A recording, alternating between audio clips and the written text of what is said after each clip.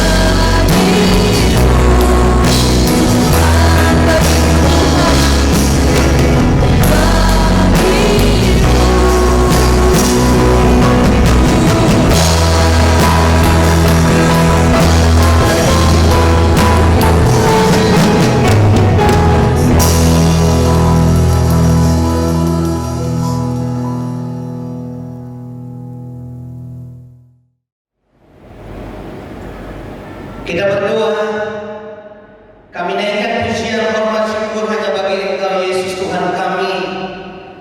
Engkau yang terus memelihara kami dengan kasih setianya, dan sampai sore dan malam hari ini kami tetap ada sebagaimana ada dalam pertolongan Tuhan. Terima kasih untuk kesempatan kembali kami ada dalam ibadah dari doa selama 10 malam ini. Terima kasih Tuhan, Engkau siapkan kami untuk beribadah, dan Engkau siapkan semua jemaat Tuhan untuk menikmati ibadah. Bahkan hamba-hamba Tuhan yang Engkau sudah siapkan melayani pada sore dan malam hari ini, Engkau juga yang mengurapi mereka semua. Terima kasih Tuhan, kami bersyukur dan kami menyerahkan ibadah ini, kami buka di dalam berkat nama Tuhan Yesus. Engkau Yesus Tuhan Juru Selamat kami yang hidup. Haleluya, haleluya. Mari kita semua yang siap beribadah sama-sama katakan amin. Haleluya, kita mau menari untuk Tuhan. Ku kan menari, ku kan menari, ku kan menari seperti menari.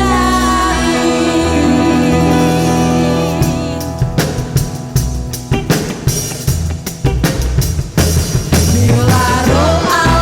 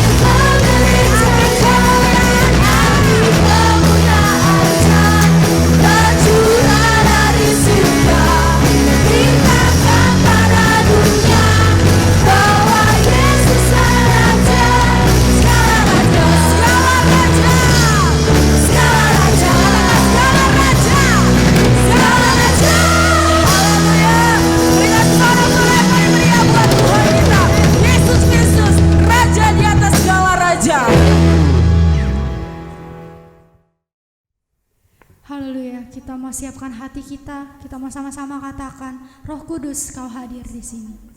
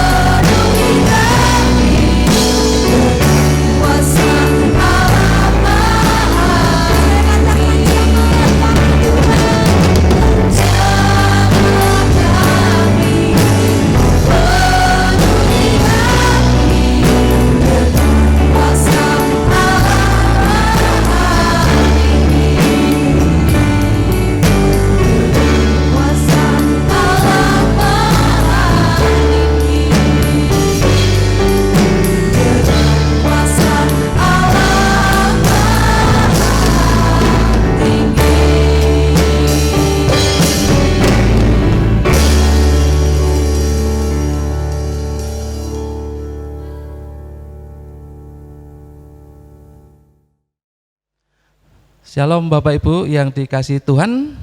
Pada malam hari ini kita akan belajar satu kebenaran firman Tuhan, tapi sebelumnya kita berdoa terlebih dahulu. Bapa, dalam nama Yesus kami bersyukur karena malam hari ini diberikan kesempatan untuk belajar firman Tuhan. Kami berdoa kiranya Roh Kudus yang menolong kami, yang memberikan pencerahan kepada kami sehingga kami bisa memahami kebenaran firman Tuhan ini dan terlebih menyimpan di dalam hati kami untuk dilaksanakan dalam kehidupan kami sehari-hari.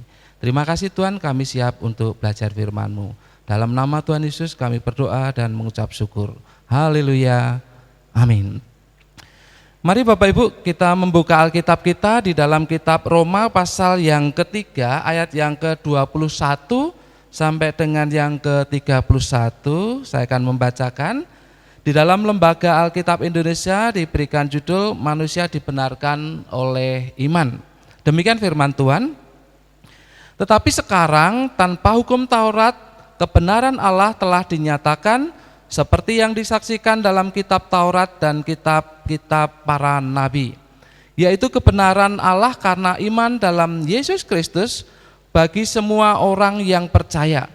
Sebab tidak ada perbedaan, karena semua orang telah berbuat dosa dan telah kehilangan kemuliaan Allah, dan oleh kasih karunia telah dibenarkan dengan cuma-cuma karena penebusan dalam Kristus Yesus. Kristus Yesus telah ditentukan Allah menjadi jalan pendamaian karena iman dalam darahnya. Hal ini dibuatnya untuk menunjukkan keadilannya, karena ia telah membiarkan dosa-dosa yang telah terjadi dahulu pada masa kesabarannya. Maksudnya ialah untuk menunjukkan keadilannya pada masa ini, supaya nyata bahwa ia benar dan juga membenarkan orang yang percaya kepada Yesus. Jika demikian, apakah dasarnya untuk bermegah? Tidak ada. Berdasarkan apa? Berdasarkan perbuatan? Tidak, melainkan berdasarkan iman. Karena kami yakin bahwa manusia dibenarkan karena iman dan bukan karena ia melakukan hukum Taurat. Atau adakah Allah hanya Allah orang Yahudi saja?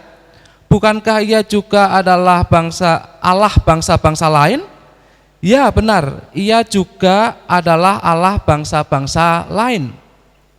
Artinya kalau ada satu Allah yang akan membenarkan baik orang yang bersunat karena iman maupun orang-orang tak bersunat juga karena iman. Jika demikian, adakah kami membatalkan hukum Taurat karena iman? Sama sekali tidak. Sebaliknya kami meneguhkannya. Bapak Ibu Saudara yang dikasihi dalam Tuhan, di dalam kekristenan kita mengenal dua bentuk penerapan dari iman, yaitu iman yang menyelamatkan tentunya secara rohani dan iman dalam kehidupan sehari-hari.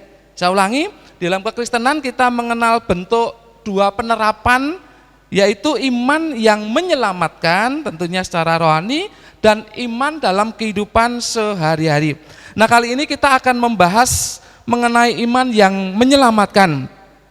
Walau tentu juga ada penerapan-penerapan yang bisa kita terapkan dalam kehidupan kita sehari-hari. Paling tidak dari ayat Roma pasal 3 ayat 21 sampai 31 ini kita bisa melihat ada 3 hal yang berkaitan dengan iman yang menyelamatkan. Ada 3 hal yang berkaitan dengan iman yang menyelamatkan. Yang pertama, iman yang menyelamatkan adalah iman yang membuat kita dibenarkan oleh Allah. Iman yang menyelamatkan adalah iman yang membuat kita dibenarkan oleh Allah. Bapak Ibu Saudara yang dikasihi dalam Tuhan, sejak Adam jatuh ke dalam dosa, maka keturunannya, manusia keturunannya termasuk dengan kita, itu membawa benih dosa. Saya ulangi, sejak Adam jatuh ke dalam dosa, maka keturunannya termasuk kita itu membawa benih dosa, membawa benih dosa. Di dalam Roma pasal yang kelima ayat yang ke-12, saya bacakan di sini. Sebab itu sama seperti dosa telah masuk ke dalam dunia oleh satu orang dan oleh dosa itu juga maut. Demikianlah maut itu telah menjalar kepada semua orang karena semua orang telah berbuat dosa. Perhatikan bahwa ketika Adam jatuh ke dalam dosa, maka keturunannya membawa benih dosa. Dijelaskan di sana. Maka di dalam Roma pasal 3 ayat 23 yang kita baca tadi dikatakan demikian. Karena semua orang telah berbuat dosa dan telah kehilangan kemuliaan Allah. Karena semua orang telah berbuat dosa dan telah kehilangan kemuliaan Allah. Coba Bapak Ibu perhatikan, ketika kita mempunyai anak ya masih kecil begitu ya, kita tidak pernah ngajari anak itu untuk berbohong. Tetapi perhatikan, anak itu bisa berbohong dengan sendirinya. Kita tidak mengajari anak itu untuk berbohong, tetapi anak itu bisa berbohong sendiri. Kenapa? Karena di dalam dirinya itu ada benih dosa. Jadi tidak perlu ngajari yang jelek anak itu bisa berbuat jelek sendiri. Tidak perlu ngajari anak berbohong, dia sudah bisa berbohong. Karena di dalam dirinya itu ada benih dosa. Itulah sebabnya dikatakan bahwa semua orang telah berbuat dosa. Apa itu berbuat dosa? Kalau saya pelajari dari bahasa aslinya, pengertiannya berbuat dosa itu luput dari sasaran. Berbuat dosa itu luput dari sasaran. Sasarannya apa? Sasarannya kebenaran Tuhan. Jadi orang yang dikatakan berbuat dosa itu orang yang luput dari sasaran. Jadi sasarannya kebenaran Tuhan, dia luput, meleset. Jadi itu yang namanya berbuat dosa. Itulah posisi manusia. Jadi bisa dikatakan bahwa posisi manusia sejak Adam jatuh dalam dosa sampai sekarang itu posisinya salah di hadapan Tuhan. Posisi manusia itu salah di hadapan Tuhan. Terus apa akibat dari kesalahan itu? Apa akibat dari posisi yang salah bagi manusia itu? Nah, Roma 6 ayat yang ke-23 di sana dikatakan upah dosa ialah maut. Jadi jelas sekali bahwa sebenarnya Paulus ini hendak ingin menegaskan kepada kita bahwa sesungguhnya posisi manusia pada hakikatnya adalah posisi menuju maut, menuju kematian. Oleh karena apa? Oleh karena dia salah di hadapan Tuhan. Oleh karena dia meleset secara sasaran, dia berbuat dosa, dia salah di hadapan Tuhan, maka posisinya adalah posisi kematian. Dia sedang menuju kepada kematian. Nah, untuk kembali supaya benar di hadapan Tuhan, maka ada yang namanya disebut di sini adalah hukum Taurat. Nah, hukum Taurat diberikan supaya manusia dituntun untuk bisa berbuat benar. Hukum Taurat diberikan kepada manusia, khususnya kepada orang Yahudi, dan melaluinya manusia dituntun untuk bisa berbuat benar. Supaya apa? Supaya benar di hadapan Tuhan. Tetapi apa yang terjadi? Rupanya manusia gagal dengan hukum Taurat. Rupanya manusia tidak mencapai sasaran untuk kebenaran Allah itu. Rupanya manusia tidak bisa sempurna melakukan hukum Taurat. Contohnya apa? Orang Yahudi secara khusus yang mempunyai hukum Taurat itu selalu memberikan korban-korban kan? Korban keselamatan, korban penebus dosa. Kenapa? Karena mereka harus dihapuskan dosanya dan terus berbuat seperti itu, terus melakukan ritual-ritual seperti itu. Mereka memberikan korban dan seterusnya. Itu contoh bagaimana mereka itu tidak bisa sempurna untuk melakukan hukum Taurat. Jadi mereka harus terus melakukan, bahkan dengan melakukan hal itu pun mereka belum sempurna dan mereka masih salah di hadapan Tuhan. Posisinya masih salah di hadapan Tuhan. Walaupun demikian orang Yahudi kan orang yang sombong kalau kita lihat dari kitab Roma ini. Orang Yahudi merasa memiliki hukum Taurat, merasa benar gitu ya, merasa berbeda dengan bangsa-bangsa lain. Oke, satu sisi memang begitu. Tetapi dalam secara keseluruhan mereka tidak mempunyai kekuatan untuk bisa berbuat benar di hadapan Allah. Jadi posisi mereka masih sama, yaitu posisi yang salah di hadapan Tuhan. Nah, kalau kita perhatikan, mereka gagal untuk bisa berbuat benar di hadapan Tuhan, untuk bisa dibenarkan oleh Tuhan, maka Tuhan kemudian berinisiatif. Kemudian apa yang dilakukan Tuhan? Tuhan memberikan jalan yang lain. Oleh sebab itu di sini poin yang pertama ini, iman yang menyelamatkan adalah iman yang membuat kita dibenarkan oleh Allah.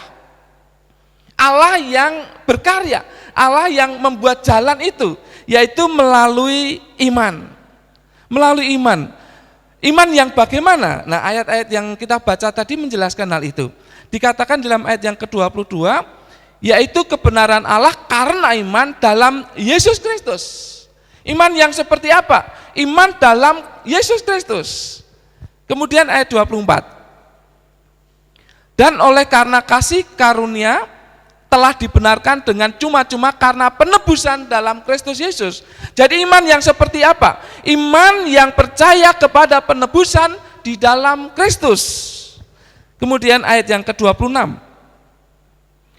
Maksudnya ialah untuk menunjukkan keadilannya pada masa ini supaya nyata bahwa ia benar dan juga membenarkan orang yang percaya kepada Yesus. Perhatikan, iman yang menyelamatkan adalah iman yang membuat kita dibenarkan oleh Allah, yaitu iman yang percaya kepada Yesus, iman yang percaya karena penebusan Kristus, iman yang percaya karena perbuatan karya Allah melalui Kristus.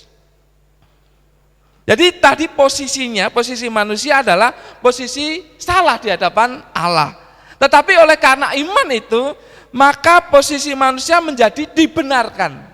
Menjadi dibenarkan, jadi berubah. Oleh sebab itu, iman yang menyelamatkan adalah iman yang membuat kita dibenarkan oleh Allah. Ini menarik ya, jadi posisi salah di hadapan Allah yang tujuannya adalah maut, kemudian karena iman menjadi posisi yang dibenarkan oleh Allah dan tujuannya adalah kemuliaan. Bapak Ibu, ada orang, ya kita semua tahu tentang pepatah ini, ada banyak jalan menuju Roma. Lalu orang menafsirkan dengan berbagai macam tafsiran. Tetapi saya katakan bahwa memang jalan menuju Roma itu banyak. Itu dalam kaitannya dengan usaha untuk meraih sukses, banyak jalan dan ya semacam itu. Tetapi jalan untuk menuju dibenarkan oleh Allah itu satu. Tidak banyak. Jadi jangan keliru dengan pernyataan, dengan pepatah banyak jalan menuju Roma, jangan keliru dengan hal itu. Oleh karena itu hanya perkara jasmani. Tetapi untuk urusan rohani, untuk urusan surga, untuk urusan dibenarkan oleh Allah, maka jalan hanya ada satu, yaitu oleh iman. Oleh sebab itu dikatakan di poin pertama, iman yang menyelamatkan adalah iman yang membuat kita dibenarkan oleh Allah. Hanya iman dibenarkan oleh Allah. Posisi kita berubah dari salah kemudian dibenarkan karena iman kepada Yesus Kristus.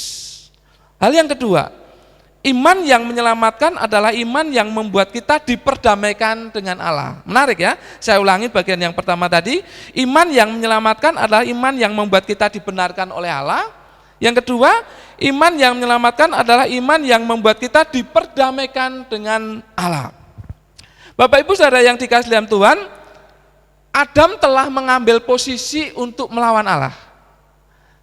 Adam telah mengambil posisi untuk melawan Allah, yaitu dengan memberontak terhadap firman-Nya. Dengan memberontak terhadap firman-Nya. Jadi perhatikan, Adam telah mengambil posisi untuk memberontak kepada Allah. Jadi posisinya menjadi seteru Allah. Jadi pemberontakan kepada Allah itu adalah seteru Allah. Nah, rupanya itu juga menjadi benih bagi keturunannya. Dan kita juga mengambil posisi seperti itu. Kita mengambil posisi untuk memberontak kepada Allah. Nah, ayat 23 tadi kan dikatakan, karena semua orang telah berbuat dosa dan telah kehilangan kemuliaan Allah. Jadi perhatikan, Adam telah mengambil posisi untuk memberontak kepada Allah, dan kita juga mengambil posisi yang sama. Karena semua orang telah berbuat dosa dan telah kehilangan kemuliaan Allah. Dan setiap kita sudah mengambil posisi untuk menjadi seteru Allah. Setiap manusia mengambil posisi untuk menjadi seteru Allah. Yang namanya seteru itu ya layak dihukum tentunya, ya kan? Yang namanya seteru tentu layak dihukum. Nah, dalam konteks zaman itu penulisan kitab Roma kan kita tahu bahwa situasinya adalah di bawah kekaisaran Romawi. Jadi dalam konteks seperti itu, yang namanya seteru itu adalah seteru pemerintah yang juga orang-orang yang memberontak. Jadi seteru di sini menjadi seteru pemerintah dan menjadi orang-orang yang memberontak. Dan ketika orang-orang itu ditangkap, maka dia mendapatkan vonis mati. Dalam konteks seperti itu, maka kita bisa memahami bahwa yang dimaksud oleh Paulus dalam kitab ini menjadi seteru Allah itu juga berarti di bawah vonis kematian. Menjadi seteru Allah berarti berada di bawah vonis kematian, sedang menuju kepada kematian. Nah, ayat yang ke-25 kita baca. Kristus Yesus telah ditentukan Allah menjadi jalan pendamaian karena iman dalam darahnya. Hal ini dibuatnya untuk menunjukkan keadilannya karena ia telah membiarkan dosa-dosa yang telah terjadi dahulu pada masa kesabarannya. Perhatikan, Kristus Yesus adalah jalan pendamaian. Nah, ini menarik. Kristus Yesus adalah jalan pendamaian. Mengapa? Karena saya katakan tadi, karena posisi manusia itu adalah posisi menjadi seteru Allah, maka dibutuhkan damai, dibutuhkan perdamaian dengan Allah. Oleh sebab itu Tuhan sendiri yang berkarya di sini, Tuhan sendiri yang mempunyai inisiatif, yaitu Kristus Yesus adalah jalan pendamaian. Bapak Ibu Saudara yang dikasihi dalam Tuhan, yang namanya jalan pendamaian itu di dalam bahasa Yunani itu hilasterion, ya, hilasterion. Itu di dalam King James Version, kalau kita membaca versi Alkitab King James Version itu disebut propitiation. Propitiation. Itu artinya selain perdamaian juga pengambilan hati. Ada dua arti di dalam kata hilasterion ini, yaitu selain perdamaian juga pengambilan hati. Ini maksudnya apa? Rasul Paulus hendak mengatakan bahwa Yesus Kristus adalah jalan untuk pemuasan hati Allah. Untuk pemuasan hati Allah. Jadi dengan jalan Yesus Kristus maka hati Allah dipuaskan. Dipuaskan.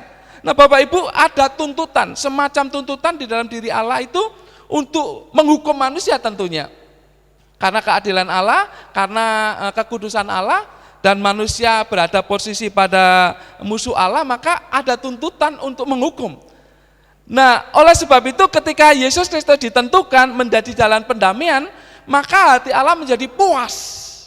Menjadi puas, dan tuntutan untuk menghukum manusia itu sebetulnya tidak ada di dalam Kristus. Dalam Kristus tidak ada lagi tuntutan dari hati Allah untuk menghukum manusia. Nah, menarik di sini. Perhatikan bahwa Yesus Kristus telah ditentukan untuk menjadi hilasterion, untuk menjadi pendamai, untuk menjadi yang memuaskan hati Allah. Luar biasa, luar biasa. Saya memperhatikan kata ini sungguh sangat luar biasa. Jadi kalau seseorang sudah dipuaskan hatinya, maka hatinya menjadi tenang kan. Dia tidak lagi ada tuntutan-tuntutan yang bersikap menuntut untuk dihukum atau apa bagi orang lain. Nah ini demikian terjadi dalam diri Allah. Ketika Yesus Kristus telah dikorbankan di atas kayu salib, kemudian menjadi jalan pendamaian ini, maka hati Allah dipuaskan dengan korban itu. Maka dikatakan tadi kan ada korban-korban yang dilakukan oleh orang Israel, ya, oleh orang Israel. Tetapi dengan korban itu hati Allah tidak dipuaskan dengan korban-korban kambing, lembu dan sebagainya. Tetapi dengan korban Kristus maka hati Allah dipuaskan. Tidak ada tuntutan lagi untuk korban-korban dari manusia. Ini menarik, ya, menarik. Tapi perhatikan di ayat yang ke-25 ini penekanannya demikian. Karena Kristus Yesus telah ditentukan Allah menjadi jalan pendamaian karena iman. Perhatikan sekali lagi, karena iman. Iman dalam darahnya, iman terhadap pengorbanan Yesus Kristus. Jadi intinya demikian. Karena iman maka ada perdamaian, ya, antara Allah dengan manusia. Di dalam iman itu maka ada perdamaian antara Allah dengan manusia. Kalau Allah sudah berdamai dengan manusia, maka yang ada adalah keselamatan. Bukan lagi tuntutan hukuman kematian yang saya jelaskan seperti tadi. Bukan lagi tuntutan hukuman kematian, maut. Tetapi karena Allah sudah berdamai dengan manusia, maka ada keselamatan. Sebab itu saya katakan di poin yang kedua tadi, iman yang menyelamatkan adalah iman yang membuat kita diperdamaikan dengan Allah. Membuat kita diperdamaikan dengan Allah. Menarik Bapak Ibu, posisi kita sudah menjadi damai dengan Allah di dalam Kristus. Jadi di luar Kristus masih menjadi seteru Allah. Tetapi di dalam Kristus, yaitu kita orang-orang percaya, posisi kita sudah berdamai dengan Allah. Nah oleh sebab itu apa yang bisa kita terapkan? Kalau kita sudah berdamai dengan Allah, jangan lagi mengambil posisi seteru Allah. Kan seperti itu. Kalau kita sudah berdamai dengan Allah, sudah diperdamaikan dengan Allah, jangan lagi mengambil tempat atau posisi atau perbuatan yang menjadi seteru Allah lagi. Yaitu dengan berbuat dosa. Jadi kalau kita sudah diperdamaikan dengan Allah, lalu kita berbuat dosa, seakan-akan kita ini mau kembali kepada posisi seteru dengan Allah. Ini sangat mengecewakan tentunya bagi Allah. Nah, ini peringatan juga bagi kita yang sekarang ini hidup dalam pergumulan. Jadi jangan sampai kita menjadi posisi seteru Allah lagi. Jangan sampai kita mengambil sikap menjadi seteru Allah lagi. Karena iman yang menyelamatkan adalah iman yang membuat kita diperdamaikan dengan Allah. Kita bukan lagi seteru Allah. Jangan ambil posisi atau perbuatan atau sikap hidup yang menjadi seteru Allah. Jangan memberontak terhadap firman-Nya. Hal yang ketiga, iman yang menyelamatkan adalah iman yang disediakan untuk semua orang. Iman yang menyelamatkan adalah iman yang disediakan untuk semua orang. Bapak Ibu Saudara yang dikasihi dalam Tuhan, orang Yahudi ini sangat bangga dengan hukum Taurat. Sangat bangga. Mereka menjadi orang yang bukan hanya bangga tapi cenderung sombong karena memiliki hukum Taurat. Memiliki hukum Taurat yang mereka katakan itu dari Allah tentunya. Memiliki hukum Taurat dan mereka menjadi sombong. Tetapi perhatikan bahwa mereka telah gagal di hadapan Allah. Posisi mereka masih posisi yang salah, posisi mereka masih posisi yang seteru Allah. Kalau tanpa iman kepada Yesus Kristus. Sebab itu iman yang menyelamatkan adalah iman yang disediakan untuk semua orang, termasuk orang Yahudi yang merasa memiliki hukum Taurat tadi. Maka kalau ada iman, ada bagian yang diberikan kepada manusia untuk mereka bisa selamat. Lihat ayat yang ke-29 sampai dengan yang ke-30. Allah adalah Allahnya semua orang, yaitu Allahnya orang Yahudi maupun Allahnya orang non-Yahudi. Allah adalah Allah yang membenarkan semua orang karena iman, yaitu baik orang yang bersunat, itu juga sebetulnya kata-kata yang mewakili orang Yahudi, maupun orang yang tak bersunat, itu non-Yahudi. Jadi menarik di sini, kita perhatikan bahwa iman yang menyelamatkan itu iman yang disediakan untuk semua orang. Jadi kalau ada orang yang merasa tidak perlu iman kepada Yesus Kristus, itu salah. Ya, itu tidak akan mencapai kebenaran Allah. Kalau ada orang yang merasa karena memiliki hukum Taurat seperti orang Yahudi, memiliki hukum-hukum agama sehingga tidak memerlukan iman kepada Kristus, itu salah. Itu salah. Agama tidak pernah menyelamatkan, hukum-hukum manusia tidak pernah menyelamatkan, hukum-hukum yang diatur oleh rabi-rabi, oleh pimpinan-pimpinan agama itu tidak pernah menyelamatkan manusia. Tetapi iman yang menyelamatkan adalah iman yang disediakan untuk mereka, untuk kita yang merasa ya memiliki kekuatan untuk dibenarkan. Iman itu disediakan kepada kita. Jadi kita perlu iman, kita membutuhkan iman. Jadi tidak bisa dengan kekuatan sendiri, seperti orang Yahudi saya jelaskan tadi. Mereka mempunyai kekuatan, merasa memiliki hukum Taurat, tapi mereka tetap membutuhkan iman kepada Yesus Kristus. Ini menarik. Jadi iman itu disediakan bagi semua orang. Orang yang merasa beragama, orang yang merasa pintar, orang yang merasa mempunyai kekuatan, jabatan, kekayaan, mereka membutuhkan iman kepada Yesus Kristus supaya diselamatkan. Nah, oleh sebab itu mari kita meyakinkan diri kita. Meyakinkan diri kita. Kita sungguh percaya kepada Yesus, sungguh percaya kepada pengorbanan Kristus. Kita harus meyakinkan diri kita. Kalau kita sudah yakin bahwa kita akan diselamatkan oleh karena keyakinan iman kita kepada Yesus Kristus itu, maka kita perlu meyakinkan orang lain. Banyak orang yang masih bingung, banyak orang yang masih galau dengan keselamatan mereka. Mereka masih berpikir nanti seperti apa, nanti kejadiannya nanti setelah kematian seperti apa. Masih banyak orang yang galau terhadap hal itu. Itulah saatnya bagi kita untuk meyakinkan mereka. Apalagi dalam situasi yang semacam ini, banyak hal yang membuat mereka galau, seakan-akan mereka hidup lepas dari apa yang dia sembah. Seakan-akan Allah mereka, Tuhan mereka tidak peduli kepada mereka. Mereka menjadi galau, mereka menjadi khawatir. Bukan hanya dalam kehidupan jasmani, tapi kehidupan kedepannya nanti bagaimana. Saat inilah saatnya kita meyakinkan mereka bahwa iman yang menyelamatkan disediakan bagi mereka, yaitu iman yang percaya kepada Yesus, percaya kepada pengorbanan Yesus.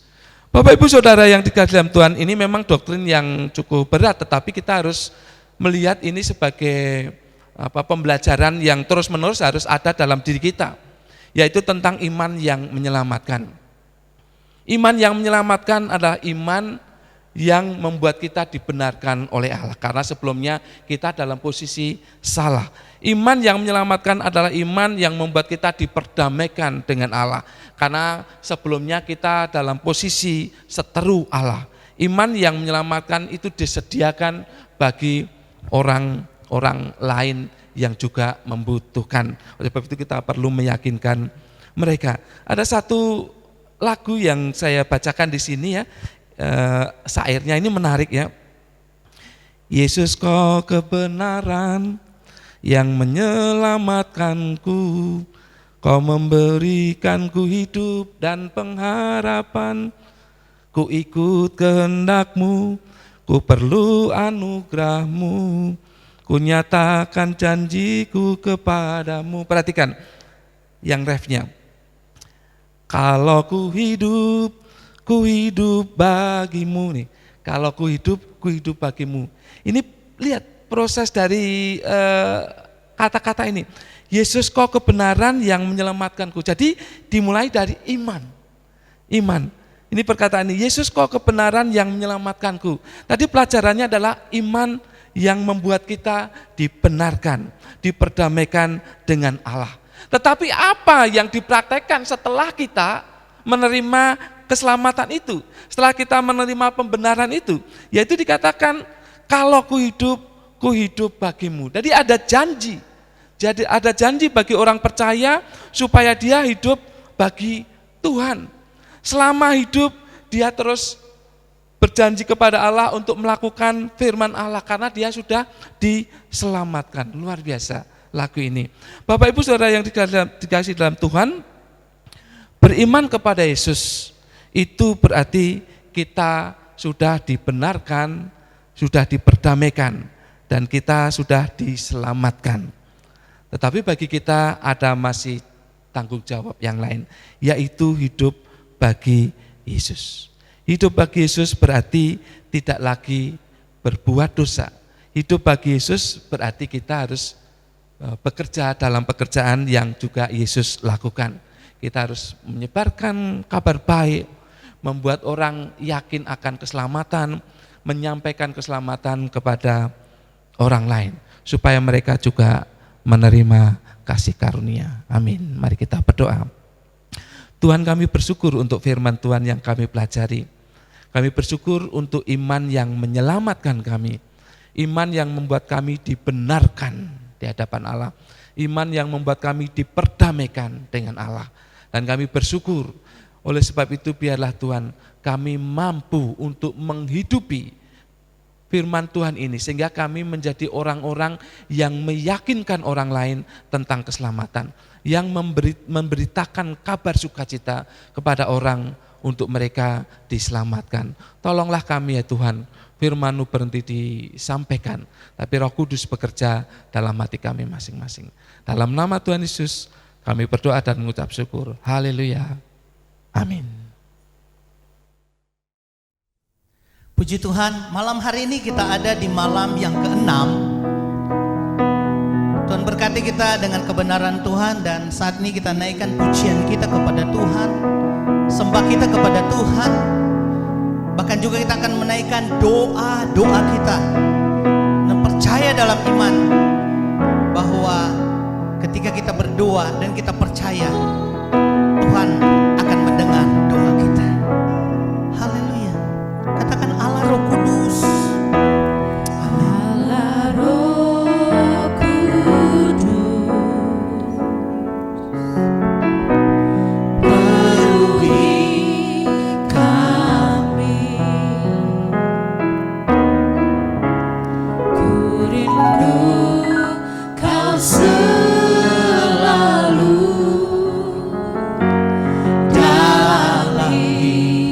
hidupku. Allah Roh Kudus, ubah hatiku, jadikanku jamalanku. Ku rindu hadiratmu, ku sembah Kudus, kudus, kuduslah Tuhan, dan ku sanjung Kau mulia, Engkau mulia, bagimu Tuhan. Sekali lagi naikkan pujian ini, Allah Roh Kudus. Allah Roh Kudus, penuhi kami.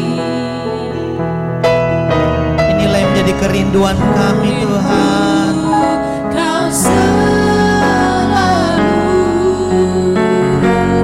dalam hidupku. Allah Roh Kudus, Allah Roh Kudus, amin Yesus. ubah hatiku, Selikanku, jadikanku jamalanku. ku rindu hadiratmu, ku sembah kudus, kudus, kuduslah Tuhan, dan ku sanjung Kau mulia, Engkau mulia, bagimu ku sembah,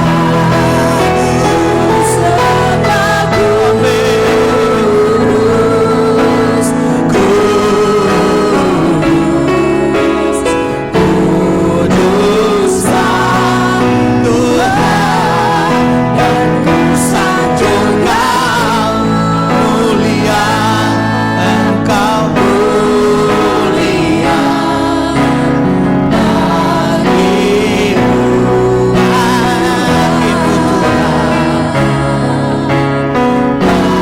bagimu. Sekali lagi, bagimu Tuhan, bagimu Tuhan.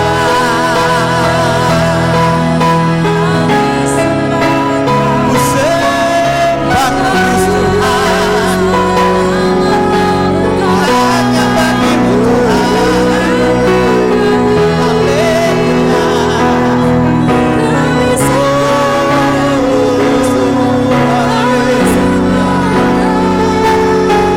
Hanya namamu, Engkau yang kami sembah. Kami menyembah Kau Tuhan, Kau Allah yang kudus. Terima kasih Bapa, terima kasih Tuhan. Haleluya. Segala pujian, segala hormat dan kemuliaan hanya bagimu Tuhan.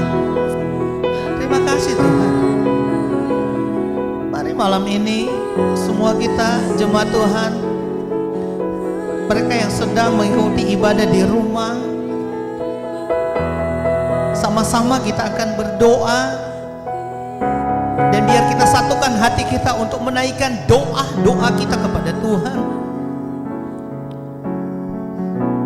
Karena inilah yang Tuhan inginkan, untuk kita boleh berhubungan, berelasi dengan Tuhan bahkan melalui doa-doa yang kita naikkan kepada Tuhan. Malam ini kita bersyukur bagi anak-anak kita yang ada di GKP Bait El ini, baik mereka yang sudah dinyatakan lulus dalam sekolah mereka, bahkan mereka juga yang mungkin saat ini sedang mengikuti ujian-ujian, baik untuk ujian kenaikan kelas, bahkan mereka yang kuliah, mereka juga sedang mengikuti perkuliahan, bahkan mengikuti ujian-ujian semester. Kita doakan mereka biar mereka boleh berhasil, walaupun mereka boleh melakukan itu secara online, tetapi biar hikmat marifat Tuhan boleh menjadi bagian anak-anak kami. Mari sama-sama kita berdoa dan naikkan doamu kepada Tuhan bagi anak-anak kita yang ada di GKP Bait El ini. Terima kasih Tuhan. Bapak, kami datang membawa di dalam doa dan bersyukur bagi anak-anak kami Tuhan, yang pada minggu-minggu kemarin Tuhan mereka sudah mengikuti ujian, baik untuk UN, ujian kelulusan, bahkan juga mungkin ujian kenaikan kelas. Kami berdoa dan bersyukur, terima kasih Tuhan, karena Tuhan boleh nyatakan itu bagi mereka dengan segala hikmat marifat Tuhan, boleh menjadi bagian mereka bagi anak-anak kami. Kalaupun ada yang masih mengikuti ujian-ujian saat ini, di minggu-minggu berjalan ini Tuhan tolong mereka boleh berhasil. Bagi mereka yang kuliah, Tuhan juga yang menolong dengan segala hikmat Tuhan terus menjadi bagian mereka. Mereka yang nantinya Tuhan akan mencari sekolah-sekolah untuk mereka, Tuhan nanti akan sekolah. Bahkan juga Tuhan yang akan kuliah, masuk ke universitas, Tuhan menolong mereka dengan segala biaya yang dibutuhkan. Biar Engkau Allah yang campur tangan dalam setiap hidup mereka, keluarga-keluarga jemaat-jemaat Tuhan. Kami berdoa dalam nama Yesus, pertolongan Tuhan menjadi bagian mereka. Kondisi ekonomi mereka diberkati oleh Tuhan. Usaha pekerjaan jemaat GKP Bait El diberkati oleh Tuhan. Walaupun saat ini mungkin diperhadapkan dengan situasi COVID ini sehingga berdampak bagi usaha pekerjaan, namun kami percaya dan terlalu yakin bahwa Tuhan adalah penolong kami. Sampai saat ini Engkau Allah yang tidak pernah membiarkan, dan Engkau Allah yang tidak pernah meninggalkan setiap anak-anak Tuhan. Terima kasih Bapa. Keluarga besar GKP Bait El, biar mereka juga boleh mengalami lawatan Tuhan, dan biarlah pertolongan Tuhan menjadi bagian mereka semua. Terima kasih Tuhan. Terima kasih Bapa. Kami bersyukur menyerahkan semuanya hanya bagi nama Tuhan Yesus. Kami berdoa juga bagi gereja Tuhan, secara khusus Tuhan bagi GKP secara nasional, mulai dari majelis pusat, majelis daerah, majelis wilayah, sampai di majelis-majelis jemaat. Kami menopang mereka dalam doa. Biarlah kami tetap mengerjakan bagian yang kami harus kerjakan melalui pelayanan kami dengan visi misi GKP Idaman Kristus. Kami terus berkarya, kami terus mengerjakan sesuatu untuk kemuliaan Tuhan. Demikian juga Tuhan untuk rencana sidang raya. Kapan waktunya kami percaya Tuhan saja yang mengatur, dan biarlah waktu Tuhan yang terbaik. Itu sebabnya Tuhan tolong baik panitia sidang raya, bahkan semua yang mengerjakan bagian pelayanan ini, dengan semua majelis, dari majelis pusat, daerah, wilayah, sampai di jemaat, biar kami boleh menopang untuk kegiatan-kegiatan yang kami lakukan secara nasional di Gereja Gerakan Pentakosta. Terima kasih Bapa, terima kasih Tuhan. Segala kemuliaan, hormat hanya bagi nama-Mu Tuhan. Dalam nama Yesus kami berdoa. Kami memberi yang terbaik bagi Engkau Tuhan. Terima kasih Tuhan. Ku beri yang terbaik bagimu, ku relakan segalanya, yang terbaik bagimu.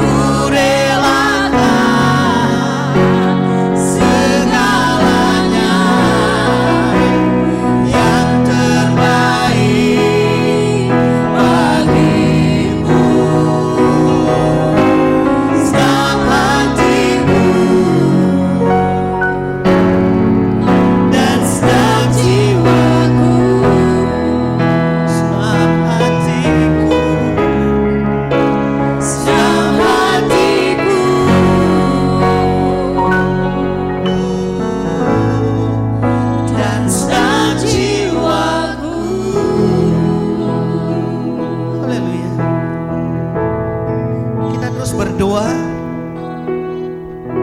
untuk penanganan pandemi COVID-19 ini. Kita berdoa untuk para medis, dokter, perawat, petugas-petugas yang ada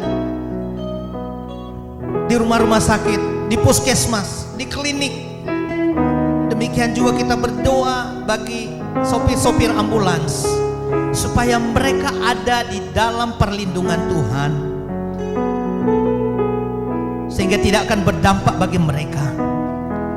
Kita berdoa bagi para pasien-pasien yang sudah terpapar dengan COVID-19 ini, supaya pertolongan Tuhan menjadi bagian mereka, jamahan Tuhan boleh menjadi bagian mereka, sehingga mereka juga boleh beroleh kesembuhan dari Tuhan.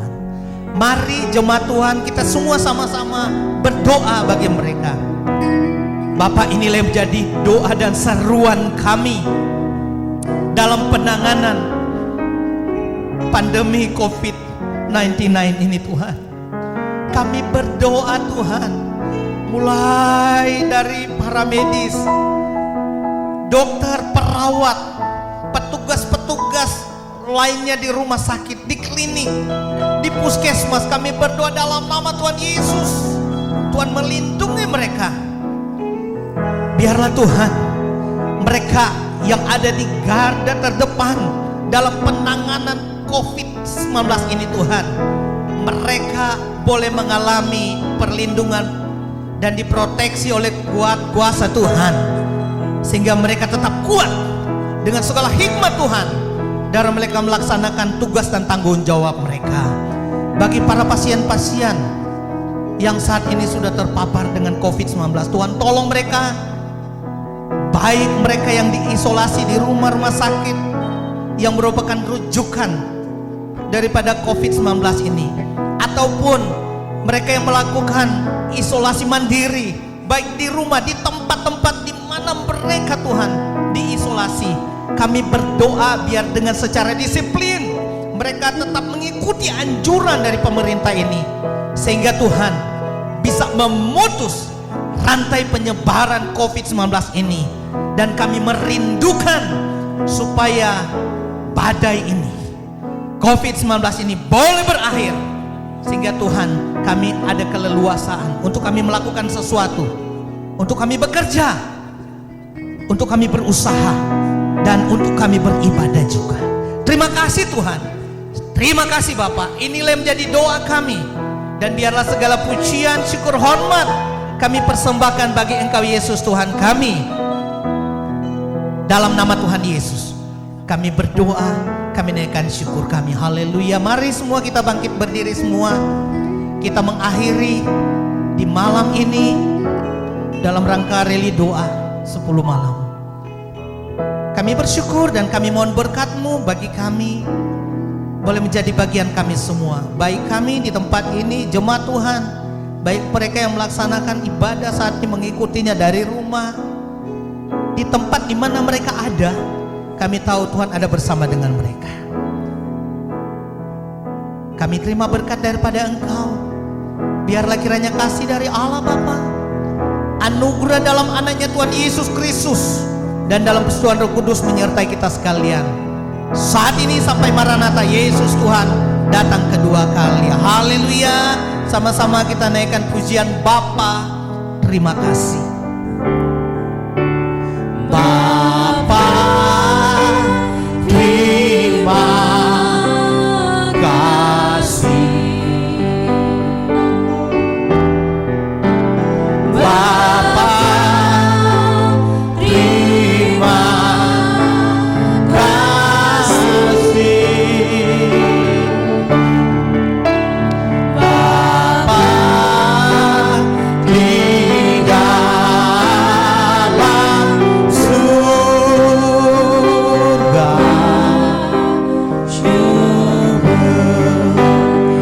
terima kasih.